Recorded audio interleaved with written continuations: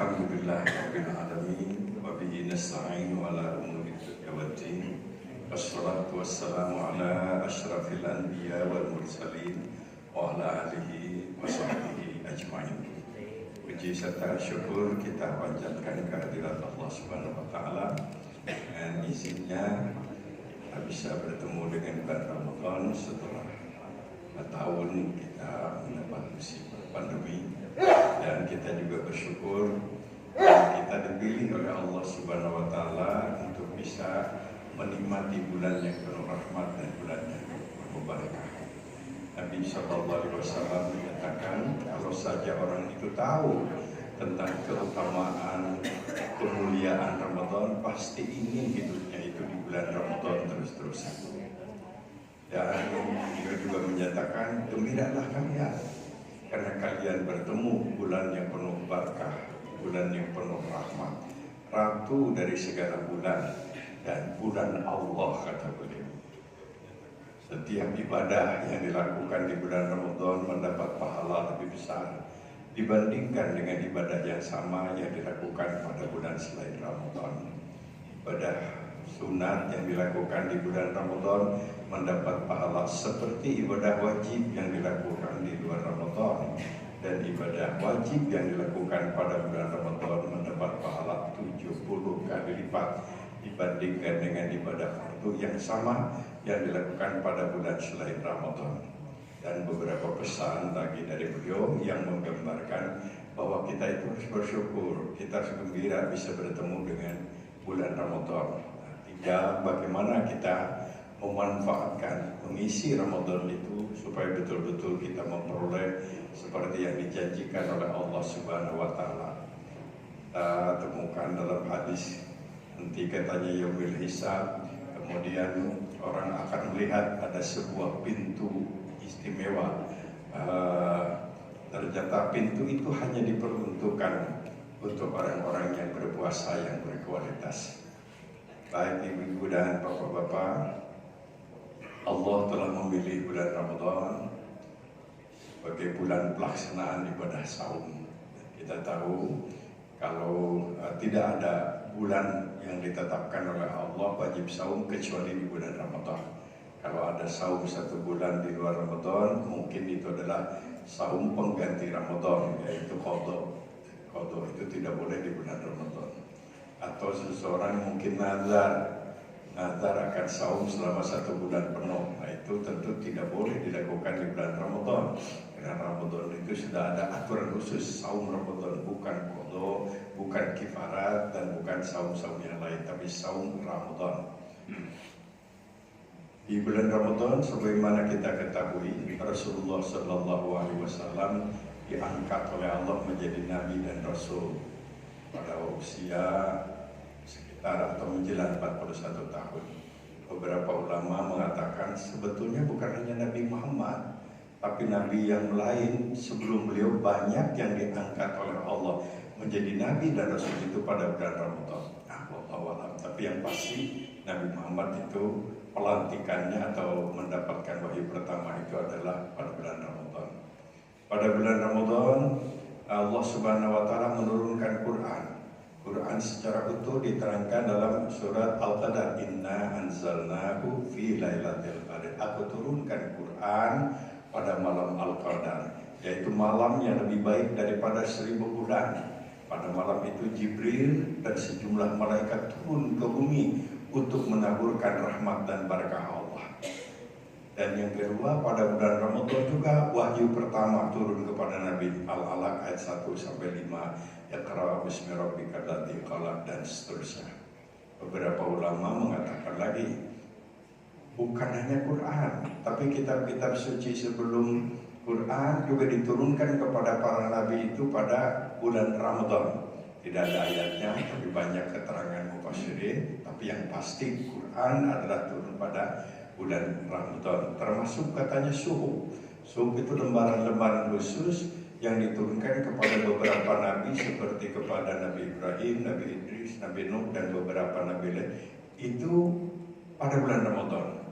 Nah ini jadi bulan Ramadan itu memang bulan yang dipilih oleh Allah Subhanahu wa taala. Selain tadi pahala berlipat ganda, juga peristiwa-peristiwa bersejarah. Saya sering mengemukakan juga, mungkin bapak-bapak dan ibu sering mendengar, tapi baiklah refreshing kembali. Ternyata peristiwa-peristiwa bersejarah yang menentukan perjalanan sejarah umat Islam itu pada bulan Ramadan. Ya, antara lain Perang Badar 2 Hijriah itu adalah pada bulan Ramadan dan dimenangkan oleh umat Islam. Padahal waktu itu umat Islam yang datang dari Madinah, dari Makkah Muhajirin itu baru 1,5 tahun. Belum ada, artinya belum stabil lah, belum ada barangkali belum punya rumah juga, waktu itu kan belum ada cicilan. Kemudian terjadi perang tidak seimbang, kavalerinya mereka gunakan 1.000 kuda dan unta, tapi hanya beberapa ratus saja, mungkin nggak sampai 100 malah. Infanterinya juga begitu, mereka 1.000 orang pilihan, sedangkan Nabi adalah ya sahabat-sahabat yang tingkat keimanan dan kesolehannya tinggi. Bersama Nabi, Perang Badar itu dimenangkan oleh umat Islam. Satu keajaiban sejarah, sehingga mereka dendam sekali orang musyrikin itu, merasa terhina, itu orang sedikit kok kita kalah gitu. Tahun berikutnya terjadi lagi, diserang lagi umat Islam, terjadi Perang Uhud. Awalnya Perang Uhud itu dimenangkan oleh umat Islam, tapi karena pengkhianatan orang munafik, mereka menyampaikan informasi yang salah, Nabi Muhammad telah meninggal dunia, sehingga mempengaruhi semangat prajurit. Yang kedua juga sebagian disabot, tidak diberangkatkan, dialihkan ke daerah lain. Nah, karena pengkhianatan inilah musibah terjadi di Perang Uhud itu. Nabi sendiri giginya terkena karena ada penembak bayaran, pemain tombak bayaran namanya Wahsy. Dia akan dimerdekakan apabila bisa membunuh Hamzah, paman Nabi yang tidak pernah musyrik. Hamzah itu karena usianya dekatlah dengan Nabi. Terbunuh Hamzah, gugur sebagai syuhada. Beberapa sahabat pilihan gugur sebagai syuhada, Nabi sendiri gigi patah. Tapi tahun berikutnya beliau memanfaatkan Ramadan untuk melakukan konsolidasi prajurit begitu. Nah, tahun 5 Hijriah terjadi lagi Khandaq, perang Ahzab. Ahzab itu berbagai golongan, dari mulai semua pengikut agama, orang-orang munafik, pengkhianat yang dibayar segala macam bersatu. Nah, Nabi waktu itu menggunakan strategi Khandaq, itu bikin parit. Dan ternyata bulan Ramadan dimenangkan lagi oleh umat Islam. Banyak mereka yang mati, tetapi umat Islam selamat. Proklamasi kota Mekah itu adalah juga karena berkat Ramadan. Dan ada beberapa peristiwa penting lainnya yang mungkin orang mengatakan kebetulan, tapi kebetulan itu berulang-ulang ini. Proklamasi dinasti Abbasiyah oleh Abdullah bin Abbas itu pada bulan Ramadan, sempat memimpin umat Islam 500 tahun. Tidak hanya itu, pelanjut dari kekayaan pengetahuan Athena Yunani itu ke Baghdad dulu, baru ke tempat lain. Itu pada bulan Ramadan. Panglima Utbah bin Nafi menaklukkan Afrika pada saat pasukannya sedang sahur Ramadan dan berhasil. Tariq bin Ziyad 99 Hijriah menyeberang dari Afrika Utara ke Spanyol untuk pertama kali sedang dalam keadaan sahur Ramadan. Dan Salahuddin Al-Ayyubi berhasil mengembalikan Masjid Al-Aqsa ke tangan umat Islam. Itu ternyata pada bulan Ramadan.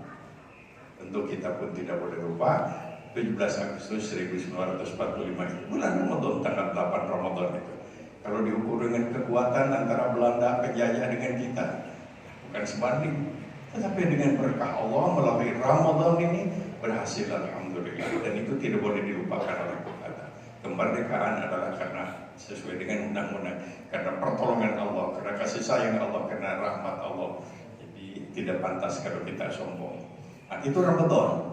Dan yang lebih menarik lagi bapak-bapak dan ibu-ibu, ternyata karya-karya akademik, karya-karya tulis yang monumental dibaca sampai 11 abad. Bayangkan, sebuah karya tulis dibaca sampai 11 abad, itu kan luar biasa itu. Imam Asy-Syafi'i, Imam Al-Ghazali, itu yang paling dominan bukan dari kitab mazhab Syafi'i. Berkembang kitab-kitab karya-karya tulisnya sampai sekarang itu menjadi bacaan kiai di pesantren-pesantren. Itu karya Ramadan. Jadi ternyata Ramadan itu memang bulan kesuksesan, bulan kemenangan. Maka oleh karena itulah kita pandai-pandai memanfaatkan Ramadan ini dengan amalan-amalan Ramadan gitu. Terutama yang paling pertama adalah saum. Apalah artinya amal yang lain kalau nggak puasa? Saum nih. Tapi saumnya saum yang berkualitas. Karena orang yang saum itu ada saum tapi sebenarnya nggak sah saumnya. Karena apa? Karena ngatur waktunya disesuaikan dengan pendapat syekh atau gurunya dari jam 6 sampai jam 6 dengan alasan Islam itu ke seluruh dunia, maka aturannya sama. Jadi di mana-mana yang musim dingin, yang musim panas pendeknya 12 jam begitu. Ya, tentu ijtihadnya atau pendapatnya bukan dari Quran, dari Sunnah, tapi dari pikiran kira-kira begitu. Memang kan sebagaimana kita ketahui ada daerah yang saum kadang-kadang cuma 2 jam, ada juga yang bisa 22 jam kan. Jadi mungkin saya sampaikan, saya ke Kanada waktu musim panas, Ramadannya hampir 20 tahun, saumnya hampir 20 jam gitu. Tanya, Pak, katanya di sini gimana puasa ini panjang sekali? Nah, saya kan baru datang nih, gak tahu apa-apa. Lah antum mau gimana? Dia bilang, ya macam-macam Pak. Ada yang mau, ada nekat gitu ya. Tapi ada juga yang mengatakan, saya sedang sabar, memperlihatkan paspor Indonesia, saya bukan orang Kanada, jadi musafir. Jadi dibayar nanti. Kapan dibayarnya? Nanti kalau harinya pendek. Pinter saya katakan. Pinter dan memang harus begitu. Tidak ada ketentuan kan harus bulan apa, kalau itu bebas. Kemudian ada juga yang fidyah, tapi ada juga yang saum waktunya tepat, tapi jamnya sesuai dengan yang ada. Saum melaksanakan, tapi waktunya dirubah disesuaikan dengan waktu Garut. Ya, saya katakan boleh asal sahurnya di Garut dan bukanya di Garut lagi. Ya, di tengah-tengah itu terbang dulu ke Kanada ngadon puasa begitu boleh. Baik, ini adalah salah satu yang saya tahu yang sempat dibina oleh MUI, ada kelompok yang jam 6. Atau orang puasa tapi masih merokok dengan alasan ya tadi lagi cuma di nyot katanya ya sama lah gasah itu. Jangan tanya hadisnya, di zaman Nabi kan belum ada rokok. Ya pasti nggak boleh dan banyak macam-macam. Apalagi kalau puasanya dilakukan tidak sesuai dengan aturan, nggak benar. Nggak betul kan, ada puasa tradisi kita, ada puasa mudik supaya pasaran naik gitu ya, berhenti makan garam atau pasaran semakin turun karena pun itu ya. Ada yang melakukan puasa pati geni, tidak makan apa-apa yang dimasak oleh api supaya kebal. Nah, itu juga ngaco. Sekarang mudah itu kalau mau pati geni sudah ada rice cooker, nggak usah pakai api lagi. Ada yang melakukan puasa kalong, tidak makan apa-apa, hanya makan kalong supaya kuat begadang. Yang saya tidak lupa di pesantren, saya masuk pesantren Syamsul Ulum di Sukabumi. Begitu masuk tahun 57, masuk disuruh oleh senior saya puasa matang 40 hari 40 malam tidak boleh makan ikan, tidak boleh makan daging. Jadi makan cuma nasi sama kangkung atah. Saya lakukan itu, makanya bisa jadi ketua MUI. Gara-gara kangkung atah 40 poin bayangkan aja.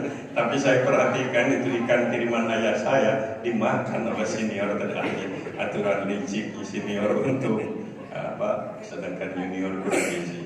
Nggak ada saum-saum yang segala macam itu. Apalagi yang disebut di Solo itu ada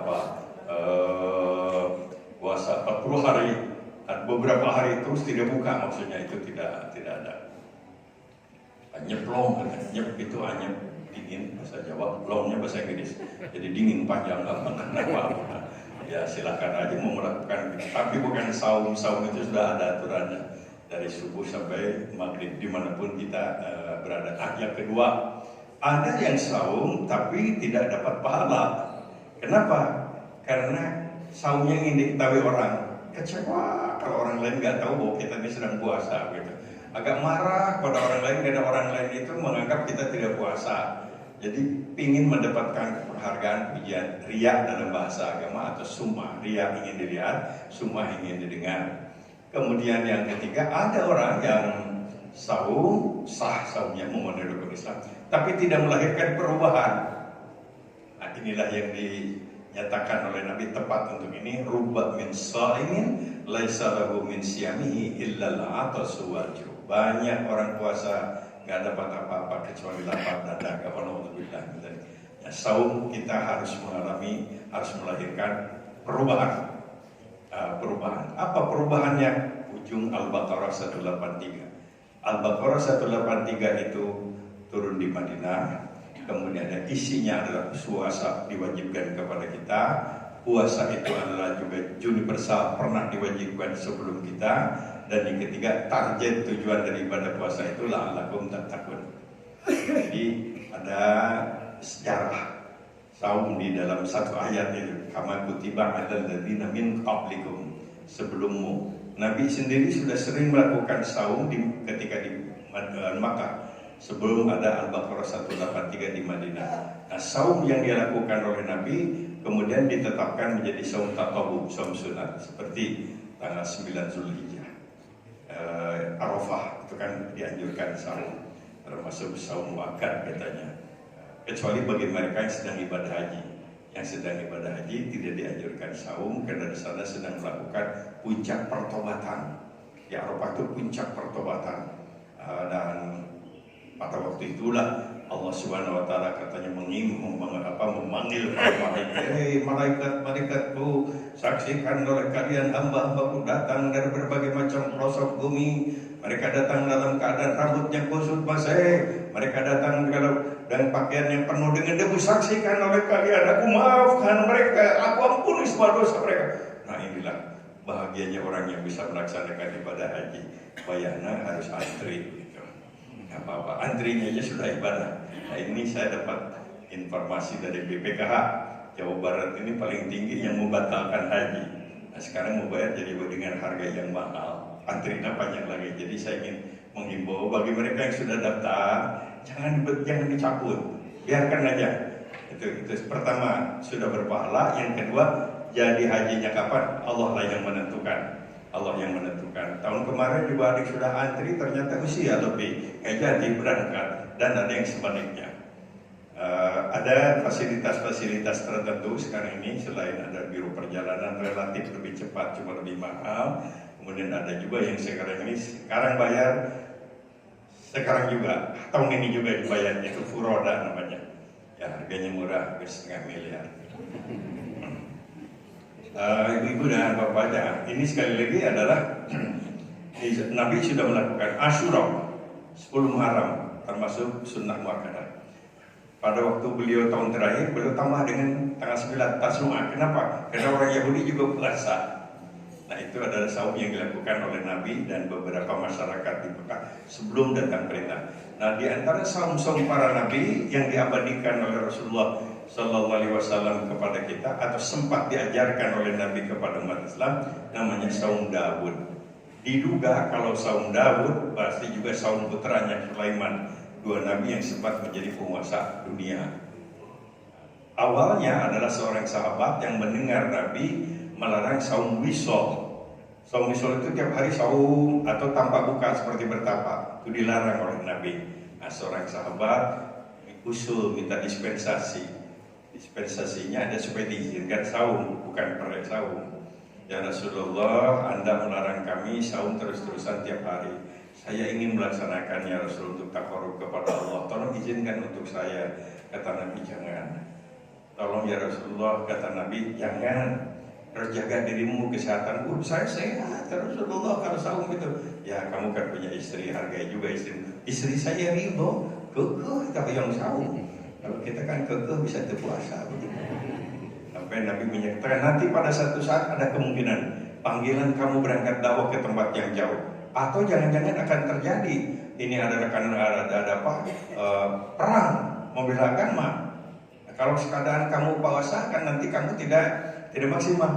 Masih juga menjawab tolong ya Rasulullah, saya berdakwah siap berangkat dalam keadaan perang pun siap saya, tapi dalam keadaan puasa. Nabi itu tidak marah, tidak biasa banyak dialog Nabi itu senyum, beliau itu senyum menyatakan, ya lakukan olehmu, kalau kamu ingin saum terus-terusan, lakukan aja saum Daud, yaitu sehari saum, sehari tidak, pahalanya sama dengan puasa terus-terusan. Jadi tetap pahala tiap hari, tapi dilakukannya sehari saum, sehari tidak. Jadi baik itu dilakukan kecuali di bulan Ramadan.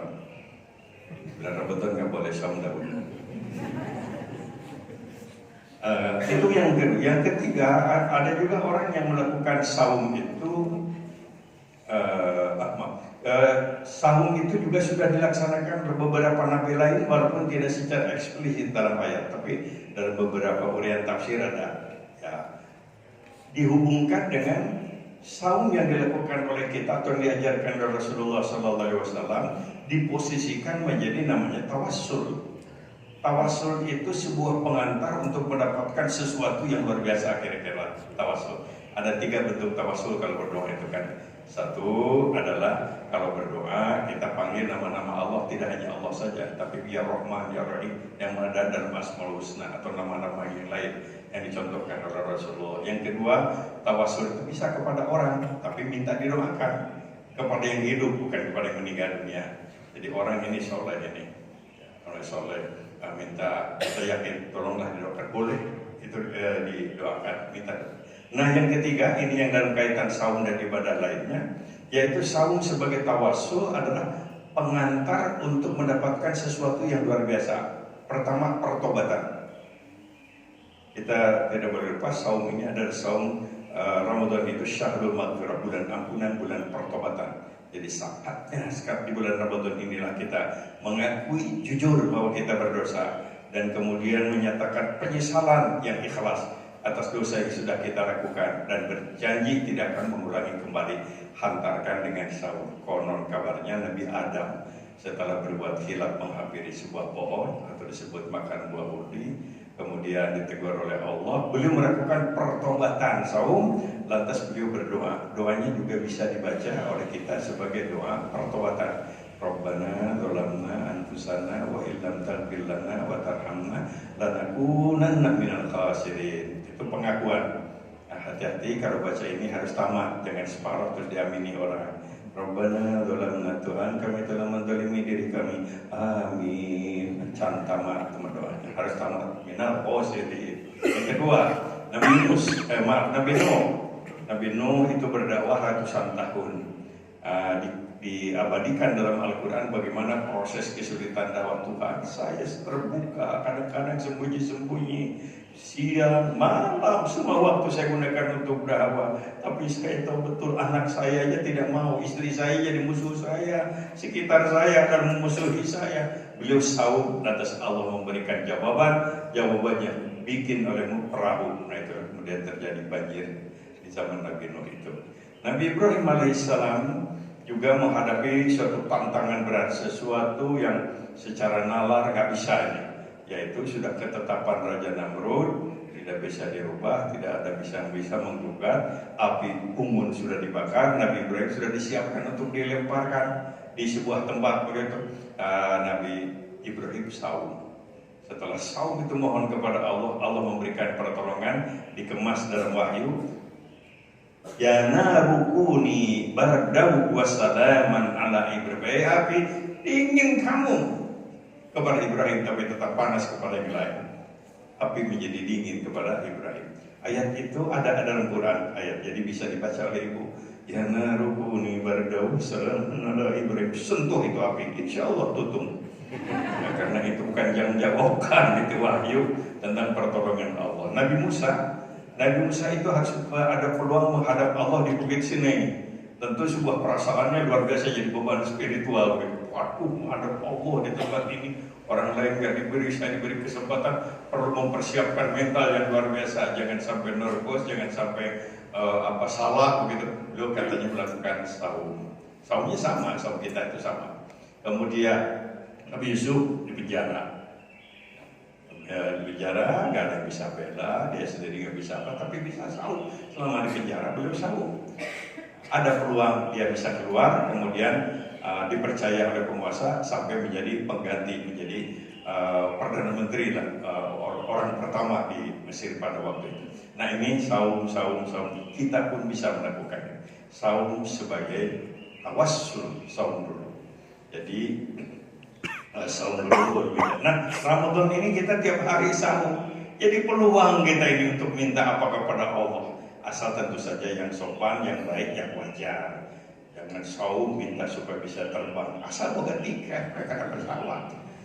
Ya, jadi silahkan berdoa kepada Allah. Ini adalah saatnya. Tapi saumnya harus yang berkualitas. Bukan hanya dapat pahala, akan tetapi juga harus melahirkan perubahan.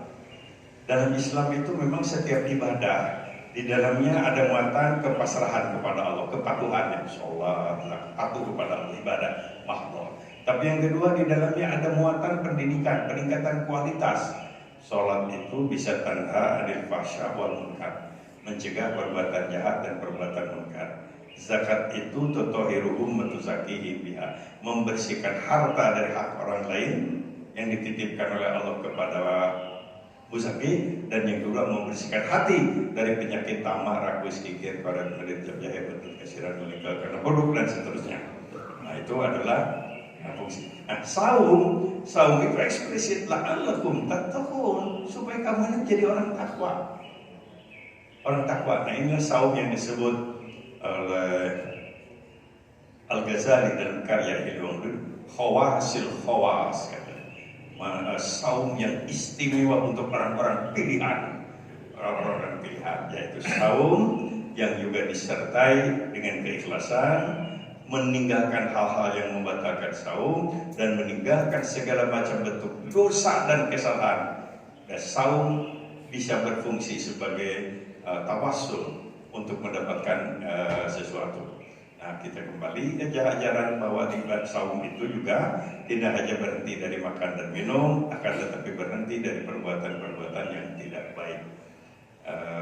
Kalau kita lihat di ayat-ayat yang bertebaran di Al-Baqarah, Al-Imran, Allah Subhanahu wa taala secara khusus menerangkan tentang indikator ciri yang nampak dari orang takwa.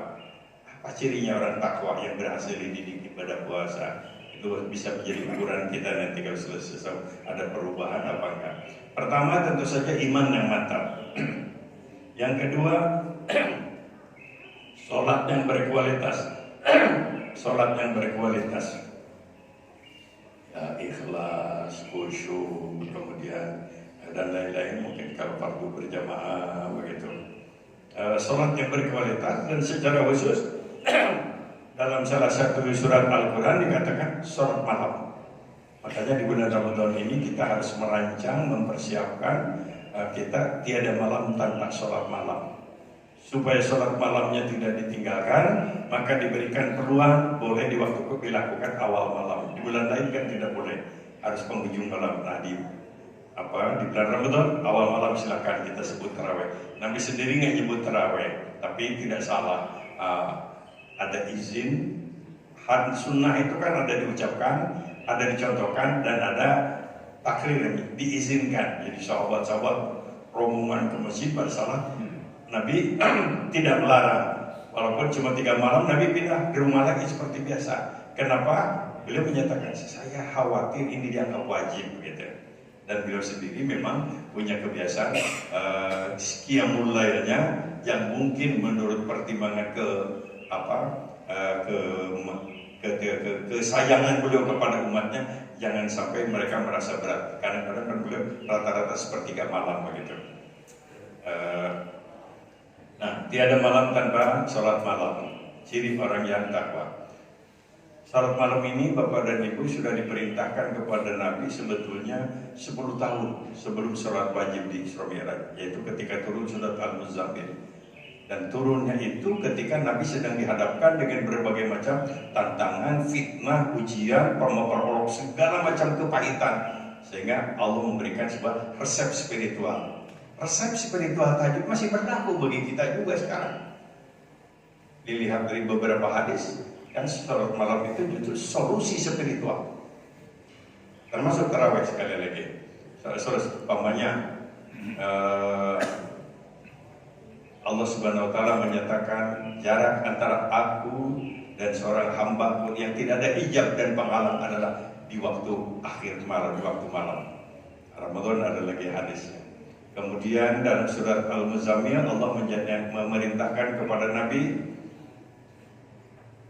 lakukan salat malam, separuh malam atau lebih sedikit atau kurang sedikit, kemudian baca Quran, wartil Quran. Ini semuanya jadi amalan Ramadan. Aku berikan kepadamu karisma bil kasyaf. Dan sesungguhnya salat malam dan baca Quran itu akan melahirkan ketangguhan kamu tahan bantingan itu menghadapi berbagai macam musibah dan ujian. Qawlan thaqila inna nashi'atal laili hiya ashaddu wat'u wa aqwamu qila. Sahabat melakukan, istri beliau melakukan. Setelah di Madinah turun lagi ayat yang berhubungan dengan sholat malam, sekarang dengan bahasa tahajud. Al-Isra 79, 78 perintah sholat fardu, akhirnya sholat liduluki syamsi, dan seterusnya. 79 fatahajjat, terus lakukan sholat malam tahajud. Di sini janjinya asa ayya ba'asaka rabbuka maqaman mahmuda. Kau lakukan sholat tahajud, Allah akan memberikan kepadamu maqam yang terpuji, posisi yang terpuji. Nggak disebutkan dunia akhirat, artinya di dunia dan di akhirat. Waqul, dan ucapkan olehmu doanya ayat 80.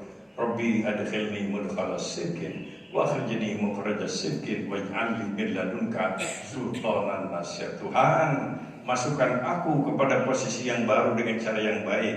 Keluarkan aku dari posisi yang lain dengan cara yang baik. Naik dengan terhormat, turun pun tetap dengan terhormat. Itu indah dalam hidup. Jangan naik karena melabur fitnah dan turun pun karena difitnah. Wallahu-billah min dzalik. Ini adalah penyalin dengan salat malam sebagai salah satu ikhtiar kita, tawasul kita juga untuk mendapatkan sesuatu pertolongan dari Allah. Ada qaulan thaqila, ada ketangguhan, ada maqam mahmuda, bahkan juga menjadi penenang dalam berumah tangga. Nabi menyatakan kalau dalam keluarga itu dihadang oleh badai topan kehidupan dahsyat, maka ujian demi ujian, Nabi memberikan resep, bangunkan istrimu di penghujung malam dengan penuh kasih sayang. Maksudnya jangan dibajul begitu, apalagi digusur.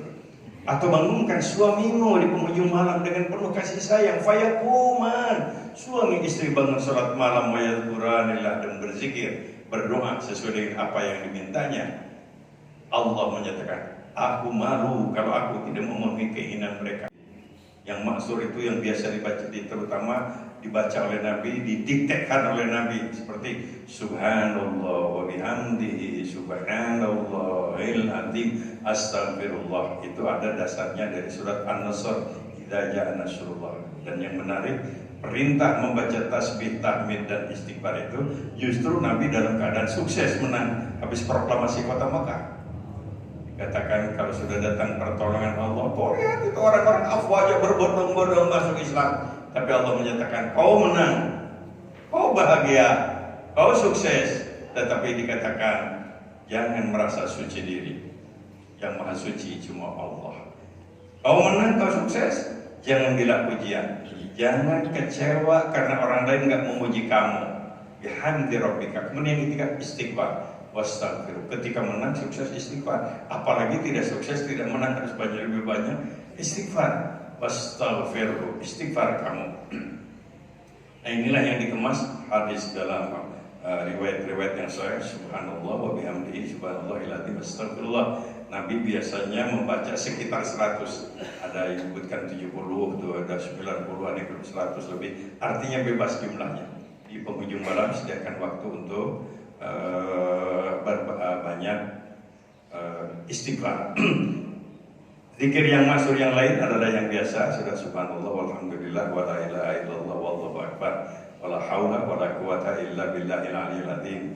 Kalau yang biasa kan subhanallah saja 33, alhamdulillah 33, Allahu akbar 33, dibaca lengkap 33-nya jangan disebut. Ada zikir-zikir yang lain silakan. Cuma hati-hati aja kalau bisa ada hadisnya gitu. Tapi kalau tidak ada hadisnya tapi nama Allah, kalau menurut teman saya boleh aja. Nama-nama Allah sesuai karena ada perintah minta kepada Allah dengan menyebut nama Allah kan. Kalau kita minta rezeki kan pasti Allah dipanggil ya Razzaq, ya Ghani, ya Karim. Kalau kita ingin kekuatan ya Qawi, ya Matin begitu. Ya Qawi itu maha kuat, maha mantap gitu. Kalau minta kasih sayang ya Rahman ya Rahim, kalau minta ampunan ya Ghafar ya Ghafur Rahim, dan seterusnya. Ada yang suka baca 99-nya dibaca asal jangan berlebih-lebihan. Maksudnya berlebih-lebihan itu zikir sampai pingsan, janganlah sampai pingsan. Gitu kan. Saya pernah diajak oleh Bapak dari Kodam Siliwangi ke Cirebon mengingatkan zikir, ditanya pendapat saya. Ya saya katakan niatnya baik, tapi ini agak berlebihan. Mestinya tidak usah begitu, atau Nabi juga nggak begitu. yaitu disingkat zikirnya. Allah, Allah, Allah, Allah, Allah. Ujung-ujungnya disingkat dengan saja. Nah ini ya saya tidak memfatwakan waktu itu, tapi barangkali perlu pendekatan. Coba ada dengan subhanallah walhamdulillah wala ilaha illallah wallahu akbar. Jadi sekarang ada waktu kosong, baca itu lah. Baca, mungkin macet di jalan daripada menggerutu terus sama makan, nilai saum jadi berkurang, lebih baik baca alhamdulillah wala ilaha illallah wallahu akbar. Daripada nonton HP yang macam-macam itu fitnah segala macam, mau dekati aja lah subhanallah walhamdulillah wala ilaha illallah wallahu akbar. Semuanya ini bisa sekali lagi tadi penyembahan kepada Allah dan sekaligus juga membangun moral, dan yang ketiga harus yakin banyak ibadah kepada Allah itu melahirkan ketentraman dan ketenangan batin. Ini resep spiritual untuk menunda kepikunan. Ini resep spiritual untuk melatih konsentrasi. Ini resep spiritual untuk menghilangkan pikiran-pikiran yang jorok yang segala macam itu. Kalau menyebut nama Allah. Jadi saya ingat tahun 70 berapa ya, saya masuk 70 di ITB 70 sekian, mengedarkan tiket angket pada mahasiswa saya. Saya ingat sekali, tidak lupa itu karena agak luar biasa. Karena latar belakang saya ke pesantren, nggak perlu di riset lagi, tentu sepatu aja kepada kiai, begitu. Tapi setelah ditantang oleh keadaan, perlu ada riset yang ilmiah begitu, kata agak ilmiah. Saya itu kan kesimpulannya aja yang menarik sampai sekarang. Orang yang biasa sholat malam lebih tangguh dalam menghadapi tantangan dan ujian, lebih sabar, lebih tangguh lah. Jadi kalau sudah sholat malam rajin tapi kerjanya marah-marah terus, wah ini perlu dievaluasi skill sholat malamnya. Memberikan ketenangan. Apalagi sekarang dengan perkembangan yang disebut spiritualisme, gerakan-gerakan tarekat yang berkembang sekarang, itu adalah karena apa? Tidak menemukan resep yang rasional yang bisa menenangkan, tapi justru ditemukan adalah ketika dia datang ke masjid, ketika dia menyebut nama Allah, ketika dia membaca kitab suci dan banyak itu contoh-contohnya itu. Orang menjadi menemukan kenikmatan, ketentraman, ketenangan, kedamaian justru dengan banyak pasrah kepada Allah Subhanahu wa taala. Dan menurut hemat saya ini rasional lah. Dapat diterima oleh akal karena dia membebaskan pikiran-pikiran yang dapat mengganggu ketenangan dirinya. Baik, kita lanjutkan. Apalagi wa mimma razaqnahum yunfiqun. Potret orang yang berhasil ibadah puasa itu selalu siap berbagi. Jadi orang Islam itu harus bisa mandiri dan bisa berbagi gitu. Semakin banyak berbagi, semakin berkah rezeki kita. Wa mimma razaqnahum. Dan ayat lain dikatakan siap berbagi dalam bisarra wa dharra, dalam keadaan lapang ataupun sempit. Pada saat dapat proyek atau sepi proyek, itu bisa dapat tender atau tidak dapat tender, atau kalau untuk PNS awal bulan atau akhir bulan, siap aja berbagi. Dan siap memberikan harta yang masih dicintainya, masih dicintai. Ada karakter yang barangkali ini perlu menjadi bagian daripada perhatian kita dalam rangka membangun moral bangsa yang nyaman, yang indah. Kita kan sering mengeluh ini tentang berbagai macam problem bangsa. Saya beberapa kali ke Jepang, kemudian ke Kanada, ada kesempatan. Kalau pulang ke sini itu sering-sering saya agak mengeluh. Benar, tentunya di Jepang itu asal Islam batan di ya, jadi macam banyak Bapak contoh. Kenapa ini? Nah, barangkali kita perlu kembali ibadah dalam Islam, khususnya dalam bahasan kita saum, itu harus membangun karakter. Perubahan apa? Sebutkan dalam Quran, selain iman yang mantap, sholat yang berkualitas, selalu siap berbagi, al-kadhiminal ghaidh, kata Quran, memiliki kemampuan dalam pengendalian emosi kemarahan. Saum latihan untuk tidak mudah marah, mengendalikan kemarahan. Ya Rasulullah, kata seorang sahabat, saya sudah beriman, sudah berislam, saya sholat, saya zakat, apalagi ini kewajiban saya. Nabi menyatakan, la taghdab, jangan marah. Sahabat mereka, enteng ini. Jadi orang Islam jangan marah. Ya optimis bisa, tapi ketika terjun ke masyarakat belum merasakan. Ya ada yang pikir sebelum macam mengecewakan, yang tidak sesuai dengan keinginan, menyinggung perasaan macam-macam.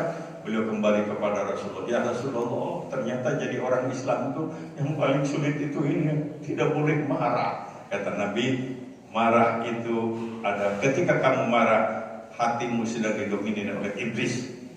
Oleh karena itu istighfar. Ta'ud. Jadi kalau kita sedang marah, resep spiritualnya astagfirullahaladzim. Jangan istighfarnya dikemas dalam marah. Astagfirullahaladzim siati, astagfirullahaladzim siati. Nah, itu para ruku. Kemudian dan Nabi menyatakan, marah itu bagaikan api. Kalau kamu sedang marah itu seperti api, nggak pernah pertimbangan. Pendeknya asal bunyi aja. Maka ketika kamu marah, jangan ngomong, kata Nabi. Masih juga marah, wudu. Setelah wudu, nggak juga sholat, syukrul wudu. Kalau sedang sholat marah-marah, batal sholat lagi. Yang kedua, al-afina anin nas, kebiasaan berjiwa besar, selalu siap memaafkan orang lain.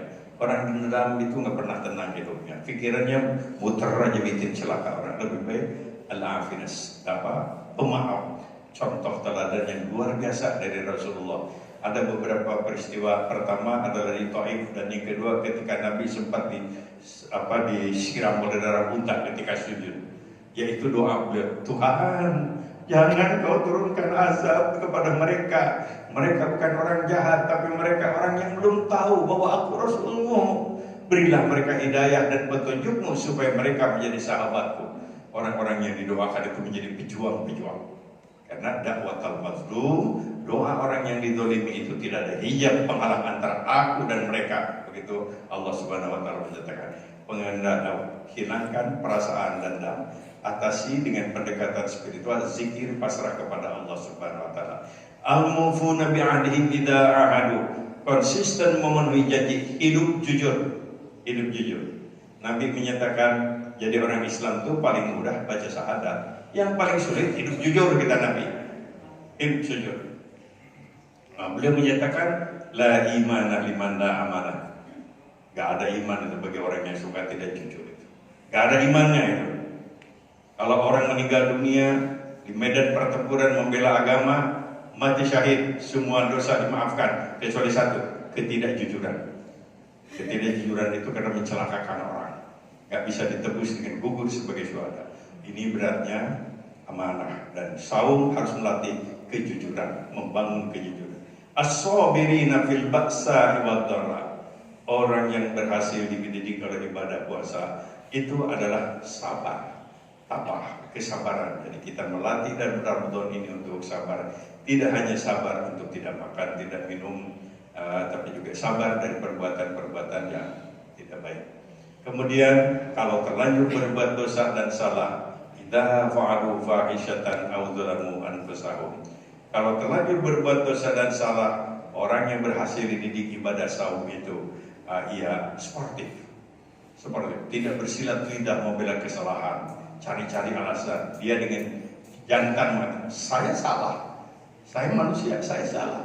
Saya mohon maaf kepada Anda, mohon ampun kepada Allah Subhanahu wa taala. Walam yusirru ala ma fa'alu, enggak pernah bangga dengan dosa, enggak pernah adul ke dosa, tidak pernah mempertontonkan dosa dalam dirinya pada perasaan al-haya, malu kalau melakukan dosa. Nah, inilah antara lain indikator potret dari orang-orang yang berhasil dalam ibadah puasa. Oleh karena itu, mari kita mantapkan, sudah beberapa hari, untuk hari berikutnya harus lebih berkualitas. Ya, selain saum, tiada hari tanpa bertemu dengan Al-Quran. Bibir dan lidah selalu basah menyebut nama Allah. Tidak ada orang yang disakiti, tidak ada orang yang dibohongi, dan tidak ada orang yang disinggung perasaannya. Semuanya dalam suasana keakraban dan kebaikan. Mudah-mudahan Allah Subhanahu wa taala memberikan kekuatan lahir batin kepada kita dapat melaksanakan saum khawas, saum yang berkualitas. Nanti kita akan bertemu dengan pintu namanya Ar-Rayyan, pintu khusus VIP untuk mereka yang melaksanakan saum dengan kualitas yang baik. Wassalamualaikum warahmatullahi wabarakatuh.